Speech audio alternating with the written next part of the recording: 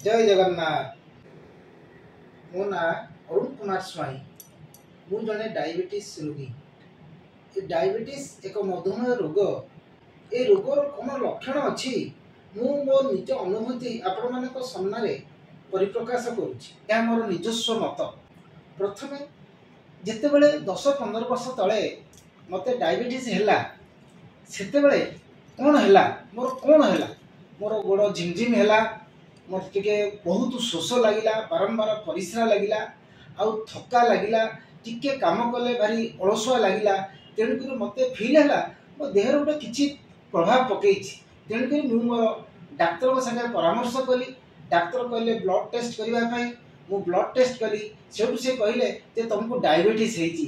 Diabetes माने हमर insulin अभाव अछि तम बॉडी रे। तेणुकर मु कहले डाक्तर को परामर्श अनुसार मु कौन कली से दिटा मेडिसिन देले। से मेडिसिन मु गोटे मेडिसिन डायबिटीज पई आ गोटे विटामिन पई ताको मु कंटिन्यू कली। से मेडिसिन 3-4 वर्ष खंडे से मेडिसिन ताको परामर्श रे खाइली। तापर मु निजे फील कली जे एक्चुअली ए जो रोगटा हैला डायबिटीज रोग हैला आमे केमते आर निजर समाधान करि परिबा बिना डाक्टर कति की बारंबार न जायगिरी आमे केमते आम द्वारा निज नेचुरल प्रोसेस रे ए रोग को आमे समाधान करि परिबा से कथा बहुत चिंता कली। आजिकली जेतेबेले हमर डायबिटीज मते हैला मु तार कारण खोजिबा को बहुत चेष्टा कली। तापर निजे मु पाइली आजिकली जुगरे आजिकली जो इंटरनेट जुगरे कंप्यूटर जुगरे पिला माने बसिगिरी काम करूचंती। फिजिकल एक्सरसाइज टोटल कमी जाइची। आ खाद्य पायर कौनसी संतुलन नहीं। जितेबले जहाँ पाइले खाइले खाद्य पेय माने कार्बोहाइड्रेट युक्त खाद्य, शर्करा जातीय खाद्य, मीठा, आइसक्रीम, कोल्ड ड्रिंक्स जहाँ पाइले माछ मांस फास्ट फूड जहाँ जितेबले पाइले खाइले। जहाँ द्वारा कौन होची हमर बॉडी रे खाद्यर कौनसी संतुलन रक्षा होनी। तेणुकर एक रे हमर फिजिकल एक्सरसाइज नहीं, दुई रे हमर खाद्य परिमाण ठीक नहीं, आ राति रे सोईबा ठीक ठाक नहीं, निद ठीक रे हो नहीं। यार कारण डायबिटीज होई थाई पारे। तेणुकर मु या को फील करी मु निजे निजे चेष्टा कली केमिति ए जो डायबिटीज रो हमें मुक्ति होबा नेचुरल प्रोसेस रे मु निजे मो केस रे मु निजे निजे सिया को चेष्टा कली। कौन कली मु निजे निजे कौन कली सेही दिनठू मु आ केबे भी डाक्टर पाख को जाए परामर्श निए किंतु रेगुलरली ब्लड टेस्ट करे। 3 मास रे थरे 6 मास रे थरे ब्लड टेस्ट करे। किंतु एमती डाक्टर ऊपर टोटल मु निर्भर कली नाही। कौन कली मु सकाळु उठिकी 10-15 मिनिट खरारे छात ऊपर एक्सरसाइज करे, योग करे, प्राणायाम करे। तापर आसिकी गरम पानी करी सेतरे हळदी पकई गरम पानी टिके पिए।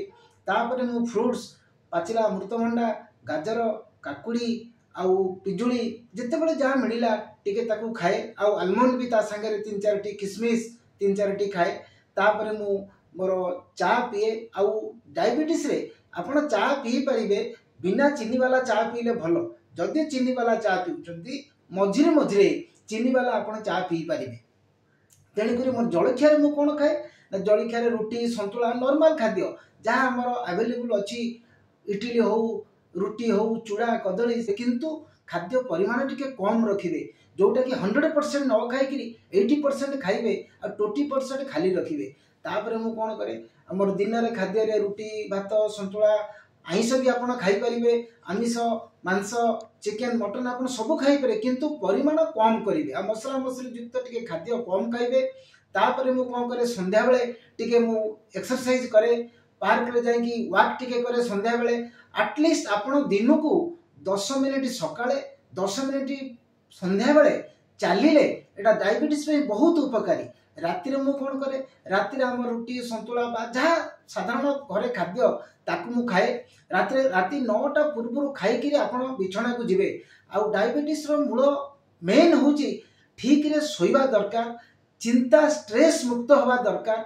आ डायबिटीज सब आपण ट्रीटमेंट रे थिबे मेडिसिन खाउथिबे किंतु जदि स्ट्रेस थिबो चिंता थबो आ निद ठीक रे हो नथबो से मेडिसिन किछि काम करिवनी। तेणुकर आमको यही गुड़ा केते जिनस जगिया पड़ो जोटा कि आमको बारंबार डाक्तर कति जावाक पड़ो ना। यहाँ मोर आपण मान समस्त को अनुरोध। तेणुकर आपण सुस्थ रुहतु, आपण परिवार को सुस्थ रुहतु। प्रभु जगन्नाथ पाखरे मोर एतिकी प्रार्थना। नमस्कार। जय जगन्नाथ।